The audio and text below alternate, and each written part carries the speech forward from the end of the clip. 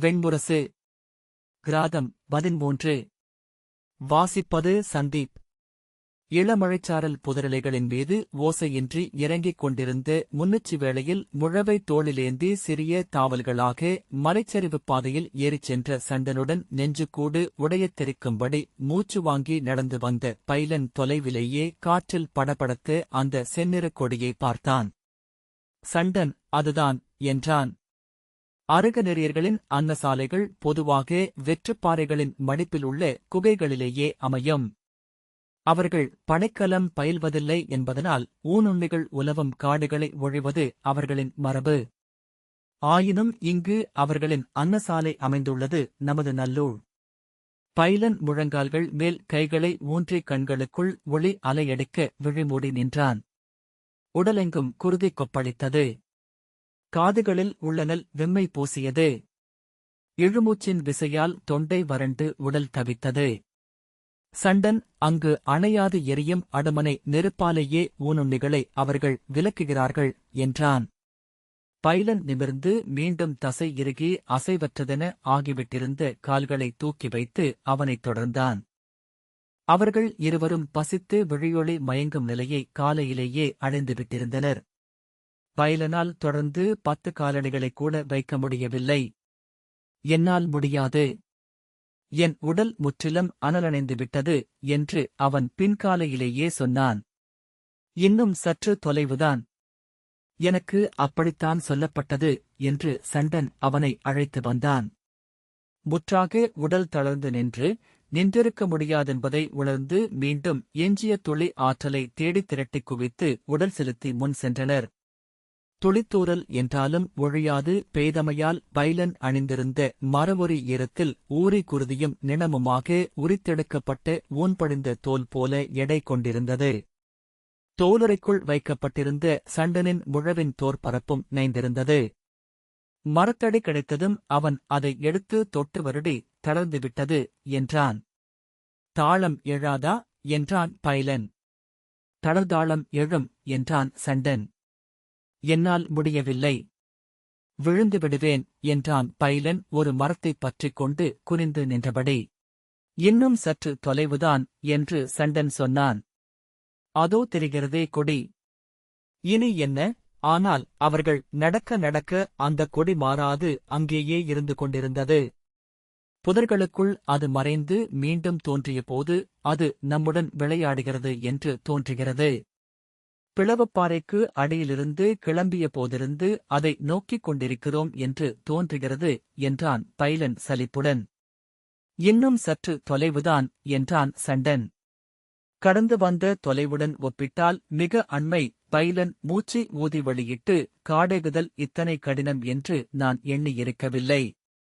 ஊரில் பாண்டவர்களின் காடெகுதல் கதைகளைக் கேட்டபோது என்றேனும் ஒருநாள் நானும் பிறவிநகர் துறந்து அறியா காடெகுவேன் என்று கனவு கண்டேன் என்றான். அந்தக் காடு இனியது. நான் அறிந்த அனைத்துக்கும் இனிய மாற்று. மகவென நானறிந்த அனைத்துடனும் அன்னையின் அங்கல்ல, அதுவல்ல, அதுவரை என்னும் சொற்கள் இணைந்திருந்தன. அச்சொல் இல்லாத சூழ்பெருக்கு என்று நான் காட்டை நினைத்திருந்தேன். ஆனால் இக்காடு நம்மைச் சூழும் இருள் எனத் தோன்றுகிறது. நாம் சரிவதை எதிர்நோக்கிக் காத்திருக்கும் வசித்த விலங்கு. நம் எல்லைகள் அனைத்தையும் முன்னரே அறிந்த ஆளுலக தெய்வம் என்றான் பைலன். காடு நம் உப்பை விரும்புகிறது என்றான் சண்டன். பழைய ஒன்றின் உப்பு புது முளைக்கும் தளிருக்கும் உரிய உணவு என்றே அது நினைக்கிறது.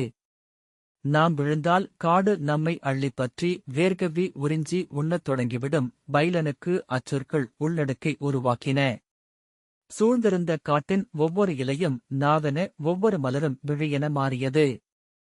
காட்டை நாம் உண்கிறோம். அது காட்டால் உண்ணப்பட்ட நம் முன்னோடிகளே என்றான் பாணன். இங்கே விழுந்து மறைந்தால் நமது உப்பை உண்டு இவை தளிரும் மலருமாகப் பொலியும். தொலைவிலிருந்து நோக்கி கவிதை எழுதும் பாணர்கள் மகிழ்வார்கள். அவர்களின் சொல் வலையென நகர்கள் மேல் படியும். அங்கிருந்து மேலும் இளைஞர்கள் காடேக கிளம்பிவிடுவார்கள். பைலன் அவ்வேளையில் அந்த இடக்கை விரும்பும் மனநிலையில் இல்லை. இனி என்னால் ஓரடி கூட எடுத்து வைக்க முடியாது சண்டரே. நீர் செல்க. மீண்டால் எனக்கு கைப்பிடி உணவுடன் திரும்பி வருக என்றான். அண்மையில்தான் இதோ கொடியின் முக்குடை முத்திரையே தெரியத் தொடங்கியிருக்கிறது என்று அப்பால் நின்றபடி சண்டன் சொன்னான். நெடுந்தூரம் கடந்துவிட்டோம். எஞ்சியிருப்பவை சில அடிகள் மட்டுமே. அடிமரத்தில் உடல் சாய்த்து என்னால் இயலும் என்று தோன்றவில்லை என்றான் பைலன். எப்போதும் எழும் மாயை இது, உத்தமரே. இலக்கை நெருங்கும் இந்த இறுதித் தருணத்தின் குறுகிய தொலைவின் எதிரழுத்தத்தை நின்று நேர்கொள்ளும் வல்லமையை அடைந்தவரே வென்றவர். வீழ்பவர் அனைவரும் இலக்குக்கு சற்று முன்னால் உளம் தளர்பவர்கள்தான். இல்லை, சென்று வாருங்கள் என்றபடி மெல்ல கைகளை ஊன்றி மண்ணில் கால் மடித்து பைலன் அமர்ந்தான். காற்று கடந்து சென்றபோது அவன் தலைக்கு மேல் நின்ற மரக்களை ஒசிந்து அவனுக்கென பெருநீர் துளிமழை ஒன்று பெய்தது. உடல் சிலிர்த்து குலுங்கி மெய் கூசியது. என் எல்லை இதுதான் என்றான். உங்கள் எல்லை இதுதான். ஆனால் தன் எல்லை கடந்து ஓரடியேனும் வைக்காமல் அரியதென எதையும் எவரும் அடைவதில்லை என்றான் சண்டன். இன் சொற்கள் என்று பைலன் தனக்குள் என சொன்னான். இத்தருணத்தில் எத்தனையோ சொற்களை உளம் உருவாக்கிக் கொள்ளும். உடல் வரை அவற்றை கொண்டு செல்ல முடியாது. நன்று, முடிவெடுக்க வேண்டியவர் தாங்களே. அந்தணரே, இலக்கை விழிகளால் தொட்டுவிட்டீர். சித்தம் அறிந்த ஒன்றை செயல் சென்று தொடுவது அரிதல்ல. கடக்க வேண்டியது உங்களைக் குறித்து உங்கள் கணிப்புகளையும் ஐயங்களையும் தான் என்றபின் சண்டன் திரும்பி நடந்தான். அவன் திரும்பிப் பார்ப்பான் என பைலன் எதிர்பார்த்தான். அவன் போய் மறைந்த காட்டுத் தழைப்பு சொல் முடிந்த வாய் என மூடிக்கொண்டதும் அவன் திரும்பிப் பாராததே இயல்பு என உணர்ந்து நீள்மூச்சு விட்டான். சூழ்ந்திருந்த காட்டின் நோக்கை மீண்டும் உணரத் தொடங்கினான். பசுமை இருளாக ஆகியது. இருள் மத்தகம் கொண்டது. காதசைவு கொண்டது. உடலூசல் ஆகியது. பைலன் எண்ணியிரா ஒரு கணத்தில் உளம் கலங்கி அழத் தொடங்கினான். குளிர்மழை வழுவிற்குள் கண்ணீரின் வெம்மையை கன்னங்களில் உணர்ந்ததுமே அதுவரை உணர்ந்திராத நாணம் ஒன்றை அவன் அடைந்தான். முழு ஆற்றலையும் திரட்டி கைகளை ஊன்றி உடலை உந்தி எழுந்து முன்னால் விழுபவனைப் போல காலெடுத்து வைத்து விரைந்தான். எடைமிக்க மூச்சின் அழுத்தத்தால் உடல் தசைகள் ஒன்றொன்றாக விடுபட்டு அவிழ்ந்து விழுந்தன. நெஞ்சு ஒலிக்க சண்டனை கடந்து சென்று அங்கே நின்றிருந்த சிறிய மரம் ஒன்றை பிடித்தபடி நின்று குனிந்து வாயால் மூச்சுவிட்டான். அவன் தொங்கிய குழலில் இருந்து மழைத்துளிகள் மண்ணில் உதிர்ந்தன. அவன் அருகே வந்த சண்டன் ஒரு சொல்லும் சொல்லாமல் கடந்து சென்றான். மீண்டும் கைகளால் மரத்தை உந்தி மூச்சுவிட்டு திசையில் விழுந்து எழுந்து உடலெங்கும் குருதி நின்று துடிக்க சண்டனை கடந்து சென்றான். சண்டன் அவனை அறியாதவன் போல் கடந்து சென்றான். மீண்டும் ஒருமுறை சென்றபோது மிக அருகிலென எதிரில் அன்னசாலை தெரிந்தது. பைலன் அக்காட்சியைக் கண்டதுமே மீண்டும் உளம் கரைந்து அழத் தொடங்கினான். அவன் அருகே வந்த சண்டன், திரும்பிப் பாருங்கள், உத்தமரே. நீங்கள் வந்த தொலைவு இவ்வளவுதான் என்றான். பிடித்திருந்த மரக்கிளையை விட்டுவிட்டு வலி தெரித்த இடையில் கை வைத்து பைலன் உடல் திருப்பி அவன் வந்த தொலைவைப் பார்த்தான். 10 எட்டுகளில் அங்கு சென்றுவிட முடியும் என்று தோன்றியது. ஏறி வருகையில் வானிலிருந்து தொங்கும் திரையில் வரையப்பட்ட ஓவியப் பாதை எனத் தோன்றியது. அப்போது மிகச்சீரான வளைவெனத் தெரிந்தது. அது ஒரு தெய்வம். அவள் பெயர் விஷாதே என்று சண்டன் சொன்னான். மானுடரின் வெற்றிக் கணங்களுக்கு முன்பு அவள் அமர்ந்திருக்கிறாள். அவன் அணுகுவதைக் கண்டதும் வஞ்சப் புன்னகையுடன் தன் கைகளை விரித்து குறுக்கே நிற்கிறாள். உச்சிமலைப் பாறையைப் பற்றி ஏறுபவனின் நெஞ்சில் கை வைத்து ஓங்கித் தள்ளுகிறாள். நுனிவிளிம்பை தொற்றிக் கொள்பவனின் தலையில் மிதிக்கிறாள். அவளைக் கடந்து சென்ற பின் திரும்பிப் பார்த்தால் அவள் நம்மை வாழ்த்துவது தெரியும். நாம் செல்வோம் என்று புன்னகையுடன் பைலன் சொன்னான். சண்டன் நடந்து அன்னசாலையின் அருகே சென்றான். அவன்பின் சென்ற பைலன் நின்று அன்னசாலையை அறிவிக்கும் முக்குடையும் பீலியும் பொறிக்கப்பட்டு குத்துக்கல்லை நோக்கினான். அங்கிருந்து அன்னசாலை வரை செல்வது ஒரு எண்ணம் அளவுக்கே எளிதாக இருந்தது. பறந்து சென்றுவிட முடியும் என்பது போல. அவன் புன்னகையுடன் மிக மெல்ல கால் வைத்து நடந்தான். சேற்றில் அவன் காலடிகள் விழும் ஒலியையே அவனால் கேட்க முடிந்தது. காட்டுமரத்தால் தூணாட்டப்பட்டு மரப்பட்டை கூரையிடப்பட்ட அன்னசாலையின் வலப்பக்கம் சரிந்தெழுந்த கற்பாறையில் அருகர்களின் சிற்றாலயம் ஒன்று குடையப்பட்டிருந்தது. இருபக்கமும் சாமரங்கள் சூடி காவல் யட்சர்கள் நின்றிருந்தனர். உள்ளே முழுதுடல் நிமிர்த்தி விழிகள் ஊழ்கமயக்கில் பாதி மூடியிருக்க முதலருகர் ஐவர் நின்றிருந்தனர். அவர்களின் காலடியில் வைக்கப்பட்டிருந்த கல்லகளில் ஒளிமுத்துக்கள் அசையாது நின்றிருந்தன. பைலன் அருகே சென்று முழந்தாளிட்டு அருகர்களின் கால்களைத் தொட்டு சென்னி சூடினான். வழித்துணையாக அமைக மலர்மிசை ஏகியவர்களே, சொற்றுணையாக அமைக வாலறிவர்களே, ஆசிரியர்களாகுக்கு அறிவிலமைந்தவர்களே என்று வேண்டிக் கொண்டான். அப்பால் தன் மூட்டையை தோள் மாற்றியபடி ஆலயத்தை பார்க்காதது போல உடல் திருப்பி சண்டன் நின்றிருந்தான். பைலன் எழுந்து வந்து, தாங்கள் அருகர்களை வணங்குவதில்லையா என்றான். நான் எந்த தெய்வத்தையும் வணங்குவதில்லை. ஏன் என்று பைலன் கேட்டான். ஏனெனில் நான் ஒரு தெய்வம். தெய்வம் ஒன்று தன்னை வணங்குவதை தெய்வங்கள் விரும்புவதில்லை என்றான். மேலும் நான் ஊனுண்ணித் தெய்வம். அவர்களோ விகால உணவுண்டு சுவை மறந்த கூடுதேய்ந்த தெய்வங்கள். என்மேல் அவர்களுக்கு பொறாமை இருக்கக்கூடும். பைலன் சிரித்து, ஆணவத்திற்கு ஓர் அளவுண்டு என்றான். அடுத்த வேளை உணவுக்கும் அன்றிரவு துயிலுக்கும் வழியற்றவன் மட்டும் கொள்ளும் ஆணவம் ஒன்றுண்டு, உத்தமரே. அவ்வாணவத்தால் நான் தெய்வம் என்றான் சண்டன். உள்ளிருந்து வெண்ணிற ஆடை அணிந்து வாய் மறைத்து அருக நெறியர் ஒருவர் கைகூப்பியபடி வெளிவந்து அமுது கொண்டு இளைப்பாறுக, விருந்தினரே. அருகனருள் உங்கள் மேல் பொழிக என்றார். பைலன் அருகே சென்று அவர் காலடியைத் தொட்டு சென்னி சூடி, நற்பேரால் இங்குற்றோம் தூயவரே என்றான். உணவுச்சாலையில் இருந்து வெளிவந்தபோது பைலனின் விழிகள் சொக்கத் தொடங்கின. உணவுக்கூடத்திற்கு வெளியே அப்போதுதான் வணிகர்களின் குழு ஒன்று வந்திறங்கியது. அவர்களின் உரத்த குரல்கள் அத்திரிகளும் கழுதைகளும் எழுப்பிய கனைப்பொலிகளுடன் கலந்து கேட்டன. அன்னசாலையின் அருக நெறியினர் இருவர் வெளியே சென்று கைகூப்பி முகமன் உரைத்து அவர்களை உணவுண்ணும்படி அழைத்தனர்.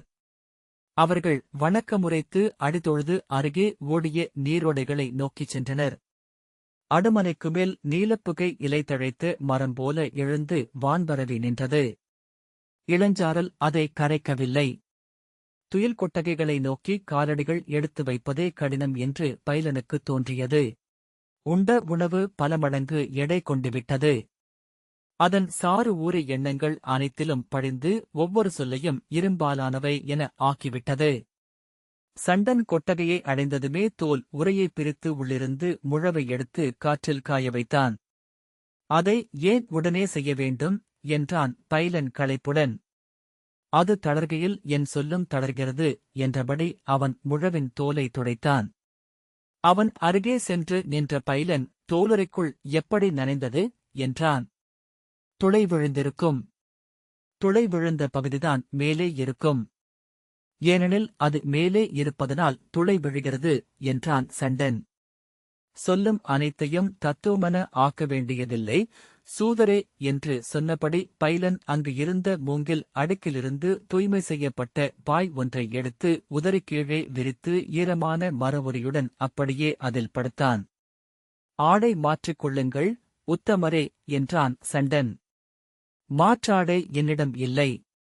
அதைக் கேட்டு வாங்கும் அளவுக்கு என்னுடலில் ஆற்றலும் இல்லை என்றான் பைலன். சண்டன் எழுந்து தன் மூட்டையின் உள்ளிருந்து புலித்தோல் ஆடை ஒன்றை எடுத்து உதறி அவனிடம், இதை அணிந்து கொள்ளுங்கள் என்றான். பைலன், இதையா என்றான். ஆம், இதையணிந்தோர் கனவில் தலைமேல் வெண்பிறையும் குளிர் நதியும் எழக் காண்பார்கள் என்றான் சூதன். வேண்டாம் என்றான் பைலன். தாழ்வில்லை. நான் அளிப்பதனால் நீங்கள் இதை அணியலாம் என்றான் சூதன். ஏன் என்றான் பைலன்.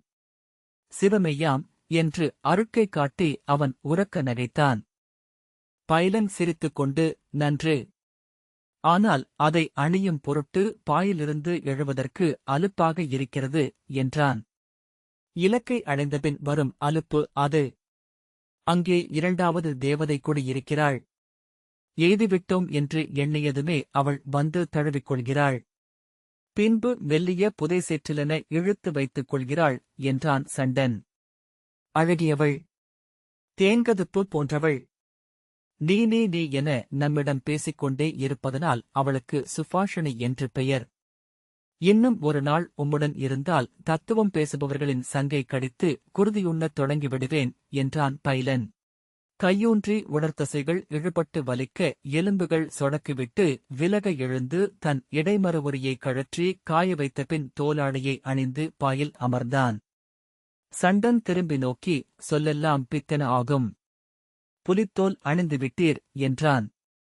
கண்கள் சரிய பைலன் படுத்துக் கொண்டான். சண்டன் தனது முழவில் தோல் பரப்பை தட்டிப் பார்த்தான். நீருக்குள் பெரிய மீன் ஒன்று வாலை அடிப்பது போன்ற ஓசை எழுந்தது. மென்மணலில் என அந்த தாழைப்பாயில் அவன் புதைந்து சென்று கொண்டே இருந்தான். மிக ஆழத்தில் அவன் ஏதோ ஒன்று கிடப்பதைப் போல் உணர்ந்தான். வெள்ளியால் ஆன ஒரு நாணயம் போல் இருந்தது. மீண்டும் உடலை அழுத்தி அமிழச் செய்தான். அது பொன்னெனத் தெரிந்தது. பின்பு அது மணி என ஆயிற்று. பின்பு அடிப்பரப்பை துளைத்து அப்பால் இருக்கும் முடிவுலகுக்குள் செல்லும் துளை எனத் தோன்றியது. அதை நோக்கி செல்லச் செல்ல அடியில் அழுத்தம் பைலனை மேலே தள்ளியது. இன்னும் ஒரு அடி, இன்னும் ஒரு அடி என்று தன் உடலை உந்தி உந்திச் சென்றான். அத்துளையில் எழுந்த ஒளிக்குப்புளம் ஒன்று அவனை அரைந்து மேலே தூக்கியது. மீண்டும் சரிந்து நீருக்குள் தன்னை அமிழ்த்தினான். அவன் உடல் கரையத் தொடங்கியது. கைகளும் கால்களும் மறைந்தன. நீரின்றி ஆனபோது அந்த அழுத்தம் மறைந்தது. அவன் புலித்தோலாடை மட்டும் கீழே சென்று கொண்டே இருந்தது. அவிழ்ந்த ஆடையாக அல்ல, அவன் அணிந்த வடிவில். அவ்வடிவில் அவன் அதில் இருந்தான். அவன் விழித்துக் கொண்டபோது அந்தக் கொட்டகை முழுக்க மெல்லிய குரல் முழக்கமும் உடலெழுப்பும் நீராவியும் பரவியிருந்தது. பெரும்பாலானவர்கள் ஈர ஆடைகளை காய வைத்து மாற்றுடை அணிந்து நாரிழுத்துக் கட்டப்பட்ட கட்டில்களில் அமர்ந்து பேசிக் கொண்டிருந்தனர். பல மொழிகள் ஒரே சமயம் ஒன்று கலந்து ஒலித்து முழக்கம் கொட்டகையை நிரப்பியது. அவன் அந்த ஓசையை முதலில் அலைகளாக கண்களால் பார்த்தான். பின்னர்தான் புலன்கள் திரண்டு அவனென்றாயின. அவன் எழுந்து கொண்டான். தன் உடல் முழுக்க தசைகள் வலி கொண்டிருப்பதை அறிந்தான். ஆனால் களைப்பு அகன்று உள்ளம் தெளிந்திருந்தது. விழிகள் ஒளி கொண்டிருந்தன. அங்கிருந்த ஒவ்வொருவரையும் அவன் உள்ளம் சென்று தழுவி மீண்டது. பாயைச் சுருட்டி வைத்துவிட்டு வெளியே வந்து முற்றத்தை பார்த்தான். மழைத்திரைக்குள் பொழுது விரைவிலேயே இருண்டு கொண்டிருந்தது. வண்ணங்கள் தங்கள் ஒளியை இழந்து கருமையை நோக்கி சென்று கொண்டிருந்தன. இலைப்பரப்புகள் முன்னரே ஈரமான இருளொளியாக ஆகிவிட்டிருந்தன. மலர்களும் செம்மண் தரையும் மரப்பட்டைச் சுவர்களின் வண்ணங்களும் மட்டுமே வண்ணமென எஞ்சியிருந்தன. உடல் முழுக்க தேங்கி நின்ற இனிய சோர்வில் அவன் திண்ணையில் அமர்ந்து அம்முற்றத்தை நோக்கிக் கொண்டிருந்தான். நீரூறிய சதுப்பில் பல்லாயிரம் கால் தடங்கள், குளம்புத் தடங்கள், ஒவ்வொன்றிலும் வான்துளி. அடுமனையிலிருந்து வெண்ணிற ஆடையுடன் வந்த அருகநெறியினர் அவனை நோக்கி புன்னகைத்து, அடுமனைக்கு வருக, உத்தமரே என்றார். மறுமொழி சொல்ல எண்ணியும் அச்சொல் நாவில் எழாமல் அவன் புன்னகைத்தான். அவர் கொட்டகைக்குள் நுழைந்து உரக்க அருகர் வாழ்த்தை கூறியதும் ஓசைகள் கவிந்தன. வணிகர்கள் அனைவரும் உரையாடலை நிறுத்திவிட்டு அவரை திரும்பி நோக்கினர். அருகனருள் சூடுபவர்களே, அருகமுறைப்படி அந்தி எழுந்தபின் இங்கு உணவளிக்கப்படுவதில்லை. ஆகவே சமைத்த உணவை உண்ண விரும்புவோர் இப்போதே அடுமனை புகுந்து உண்ணும்படி கேட்டுக் கொள்ளப்படுகிறார்கள்.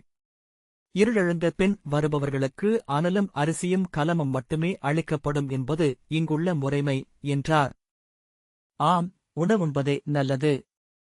உண்கிறோம், உண்போம் என்று வெவ்வேறு குரல்கள் எழுந்தன. வணிகர்கள் சிறு கூட்டங்களாக ஆடைகள் ஒலிக்க அணிகள் குலுங்க அடுமனை நோக்கிச் சென்றனர். பைலன் எழுந்து உள்ளே சென்று விருந்தரையில் மல்லாந்து வாய்திறந்து துயில் கொண்டிருந்த சண்டனின் தோளைத் தொட்டு, சண்டரே என்று எழுப்பினான். அவன் கையூன்றி எழுந்து, விழுந்துவிட்டதா என்றான். இருளப் போகிறது என்றான் பைலன். அடுமனையில் இன்னும் சற்று நேரத்தில் உணவு அளிப்பதை நிறுத்திவிடுவார்கள். இரவில் இங்கு உணவளிக்கப்படுவதில்லை என்றான். ஆம், நான் படுக்கும்போதே அதை எண்ணினேன் என்றபடி சண்டன் எழுந்து ஆடையை சீரமைத்தபடி வெளியே சென்றான். பைலன் முகம் கழுவிக் கொண்டாவது உணவு கொள்ளலாம் என்றபடி தொடர்ந்தான். அவர்கள் வெளியே சென்றபோது களைத்த காலடிகளுடன் ஒரு சிறுவன் முற்றத்தில் நுழைவதைக் கண்டனர். அவன் உடல் மழைநீர் வழிந்து நடுங்கிக் கொண்டிருந்தது. வழிநடையர். உங்களைப் போலவே சிறுவர், அந்தணர் என்றான் சண்டன். களைத்திருக்கிறார். உணவுண்ண அழைக்கலாம் என்றபின் பைலன் இளஞ்சாரலில் இறங்கி அவனருகே சென்றான். அவன் கைகூப்பி, வணங்குகிறேன் உத்தமரே. சாமவேத மரபின் ஜைமினிய குறுவழியைச் சேர்ந்த என் பெயர் சத்வன் என்றான். வணங்குகிறேன் உத்தமரே என பைலன் தன்னை அறிமுகம் செய்து கொண்டான். களைத்து வந்திருக்கிறீர்கள். பெரும்பசி தெரிகிறது. இங்கு இன்னும் சற்று நேரத்தில் உணவளித்தலை நிறுத்திவிடுவார்கள் என்றான் பைலன். அவனுக்கு தன்னைவிட ஓரிரு அகவை மூப்பிருக்கலாம் என்று தோன்றியது. அவனால் பேச முடியவில்லை. பலமுறை உதடுகளை அசைத்தபின் நாவால் ஈரப்படுத்திக் கொண்டு, நான் பொழுதணைவு வணக்கம் செய்யாமல் உணவருந்துவதில்லை என்று மிக மெல்லிய குரலில் சொன்னான். அதற்கு நேரமில்லை. அந்திக்குப் பின் இங்கே இவர்கள் சமைத்த உணவை அளிப்பதில்லை. இந்த மழையில் உணவை சமைப்பதும் எளிதல்ல என்று பைலன் சொன்னான். நான் என் முறைமைகளை என் நிலையிலும் மீறுவதில்லை என்றான் அவன். சண்டன், அவர் தூய அளவைவாதி என நினைக்கிறேன். அவர்களுக்கு முறைமைதான் முக்கியம். முறைமை மீறுவதற்குரிய முறைமை ஏதேனும் இருந்தால் அதை கடைப்பிடிப்பார்கள் என்றான். பைலன் அவனை திரும்பி நோக்கி சீற்றத்துடன் ஏதோ சொல்ல வாயெடுக்க, நான் உணவருந்தச் செல்கிறேன். நீங்கள் வருகிறீர்களா இல்லையா என்றான் சண்டன். இல்லை, இவரை நான் தனியாக விட முடியாது. நீர் செல்லலாம் என்றான் பைலன். நன்று என்றபின் சண்டன் திரும்பி நடந்து அடுமனைக்குள் நுழைந்தான். அவன் செல்வதை நோக்கிய பின் பைலன், அவர் கட்டற்றவர் என்றான். ஆம், சூதர்கள் எரியிலெழும் பொறிகள். எரியின் வெம்மையால் அலைக்கழிக்கப்படுபவர்கள். எரியை அணுகவும் முடியாதவர் என்றான் சத்வன். பைலன் புன்னகைத்தான். சத்வன், நான் என் முறைமைகளை முடிக்க நெடுநேரமாகும். அதன்பின் உணவு சமைத்து உண்பதென்றால் இரவாகிவிடும் என்றான். பைலன், ஆகட்டும், நான் உங்களை தனியாக விட முடியாது என்றான். வருக, நீராட்டுக்கு நானும் வருகிறேன் என்றான். அவர்கள் செல்லும்போது, நீங்கள் பொழுதணைவு வணக்கங்களை செய்துவிட்டீர்களா என்றான் சத்வன். இல்லை, நான் முப்போதும் தவறாது செய்பவன் அல்ல. சத்வன் புரியாமல், எப்போது செய்வதில்லை என்றான். என் உள்ளத்தில் கனவு நிறைந்திருக்கையில் என்றான் பைலன். அவன் சொன்னதென்ன என்று சத்வனுக்கு புரியவில்லை. நீங்கள் புலித்தோலாடை அணிந்திருக்கையிலேயே எண்ணினேன். ருத்ரமரபினர் போலும் என்றான். பைலன் குனிந்து தன் ஆடையை நோக்கிவிட்டு ஒரு கணம் தயங்கி, ஆம் என்றான். ருத்ரமரபினருக்கு வேத முழுமை கைப்படுவதில்லை. அவர்கள் ஒளியிருக்க இருள் வழியே செல்ல விழைபவர்கள். நெறிகளை மீறுபவர்களுக்கு இலக்குகள் ஏதப்படுவதில்லை என்றான் ஜைமினி. பைலன், அளவை வைதிகருக்கு ருத்ரம் மீதிருக்கும் விலக்கை அறிவேன் என்றான். ஜைமினி, ஆம், நான் முதல் ஜைமினி முனிவர் அமைத்த அளவை மரபின் வழிவந்தவன். சடங்கு நெறிகளை ஒருபோதும் மீறலாகாது என்று எந்தையரிடமிருந்தும் ஆசிரியர்களிடமிருந்தும் கற்றவன். இதுவரை ஒருமுறையேனும் கடந்தவன் அல்ல என்றான். நான் நெறிகளை கனவுகளால் கணக்கிறேன் என்றான் பைலன். இளையவரே, நெறியில்லையேல் இங்கு எதுவுமில்லை. இந்த மரங்கள் தங்களுக்குள் நெறிகளைப் பேணுவதனாலேயே இவை காடாகி நின்றுள்ளன. நாம் பேசும் ஒலிகள் சந்தசும் வியாகரணமுக நெறிசூழ்வதாலேயே மொழி என்றாகின்றன என்றான் சத்வன். ஜைமினியரே, ஒலியமைவையும் பொருளமைவையும் கடக்கும்போதே சொல் அனல் கொள்கிறது. கனவு சுமக்கையில் கவிதையாகிறது. மெய்மையெனக் கனிந்து வேதமாகிறது என்றான் பைலன். பெருவழிச் செல்லும் சொற்களால் அரச முறைமையையும் உலகியல் வழமைகளையும் மட்டுமே கையாள முடியும். எழுந்து பறக்கும் உயிர்களுக்குரியது வானம். அவன் சொன்னதென்ன என்று புரியாத திகைப்பு தெரிந்த விழிகளுடன், வேதமென்பது ஒலியாலும் பொருளாலும் கரை கட்டப்பட்ட பெருக்கு என்றான் ஜைமினி. முகிலென்றிருக்கையில் அது கரைகளற்றது. ஆனால் நதியாக அதை ஆக்குவது கரைகளே. பைலன், ஆம், ஆனால் கரையைக் கொண்டு நாம் நதியை பொருள் கொள்ளலாகாது. முகிலைக் கொண்டே பொருள் கொள்ள வேண்டும் என்றான். நாம் இணையப் போவதில்லை என்றான் ஜைமினி. வருக, நீராடியபடியே பேசலாம். நாம் பேச நிறைய இருக்கும் போலிருக்கிறது என்று பைலன் சொன்னான். இந்த வாசிப்பை கேட்டதற்கு நன்றி.